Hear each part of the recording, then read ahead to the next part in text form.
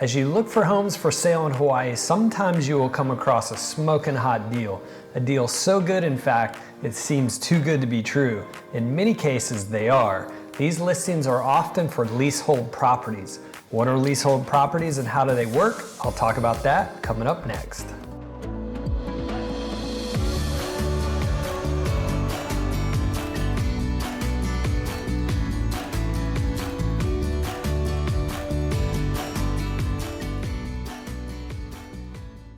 Hi, I'm Scott Startsman with the High Estates team and List Sothebys International Realty. So you've come across a property that appears to have a price that is far less than most of the other properties you see, and it turns out is a leasehold property. While leasehold properties are not exclusive to Hawaii, many of our clients come from a real estate market where this term is non-existent, and leasehold property can be a confusing concept if you are unfamiliar with it. Let's talk about what it is and if it is right for you. First of all, let's talk a little bit about the type of property you're normally familiar with. Fee simple properties are the most common type of property, making up 98% of the real estate in Oahu and the vast majority of all real estate throughout the mainland. This is likely the type of purchase you picture when you are thinking of buying a home.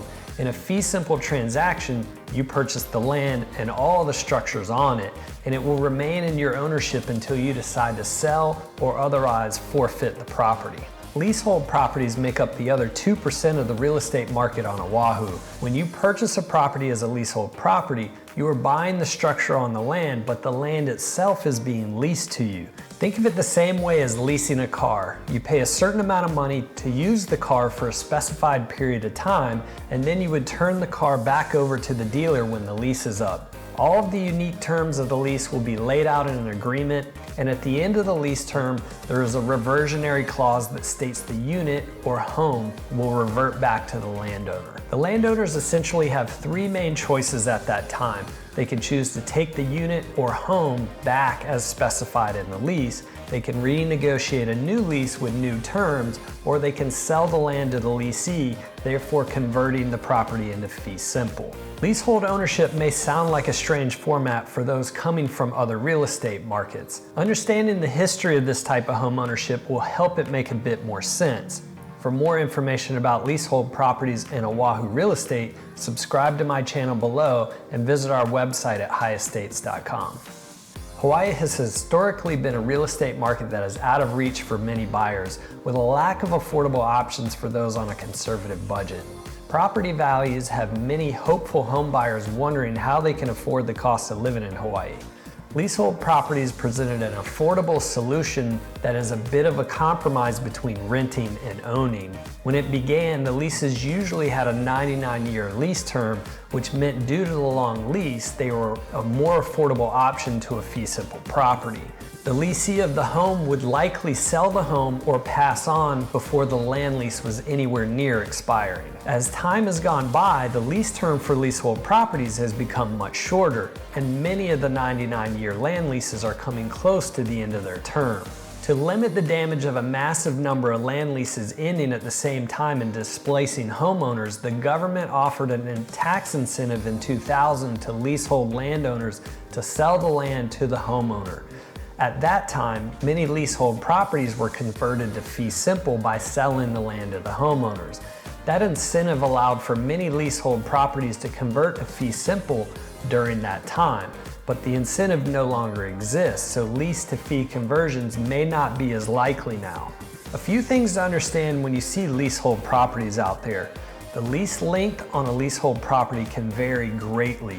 Originally, many leasehold agreements were for 99 years, but as time goes by, the lease gets shorter and shorter. No two building leases are the same, so you will see a wide range of lease lengths and terms, and the shorter the length of the lease left, the cheaper the property will be. So if you see a property for sale for $70,000, the lease is probably going to be up in the next couple of years. This will not be a matter of months like a rental property, it will be in years unless the property is nearing the end of its lease. In the leasehold agreement, there will be an outline for what the current lease payments are and when the lease payments might have a periodic step up in the amount of lease rent that is charged. The lease also may have a renegotiation period during the lease, at which time the amount of the monthly lease rent will be renegotiated between the landowner and the leasee. Before signing on to a leasehold property, make sure to take the time to go through the agreement carefully with an agent who understands this type of transaction. Remember, when you buy a leasehold property, you may be purchasing the home in the middle of the lease term. For example, a homeowner can sell you a home they have owned for 8 years with a 20-year land lease, and you will be signing on for the remainder of the lease, which is a 12-year land lease. You need to be prepared for what may happen at the end of those 12 years, which will come faster than you think. To get financing on leasehold property, you will need 6 more years left on the lease than the length of the mortgage you are getting. So if you want to get a 30-year loan, then you will need a minimum of 36 years left on the lease. You also typically have to go through a local bank for financing, and the bank will want to review the lease to determine if they will lend on the property and at what rate and terms. As you look into the details of a leasehold property, you may be wondering what the point of this complicated arrangement would be. Leasehold properties are not for everyone, but remember, the primary benefit here is financial. So what is the benefit of buying a leasehold property instead of a fee simple property? You can buy a leasehold property for less and sometimes significantly less than a comparable home that is fee simple. Your monthly mortgage payment on a leasehold property may make home ownership affordable for you to get into. If you are lucky enough to have the landowner offer you the ability to purchase the land in the future, then you could potentially own the property in fee simple.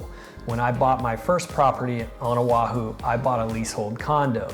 The landowner had died and the heirs inherited the property. I felt the heirs might want to cash out. It was a risk I was comfortable taking, and in the end, it worked out for me. The heirs, now the owners of the land, were happy to sell the fee to me and convert to fee simple. This worked out well, but remember, that is not the common experience, and there was an element of luck for me.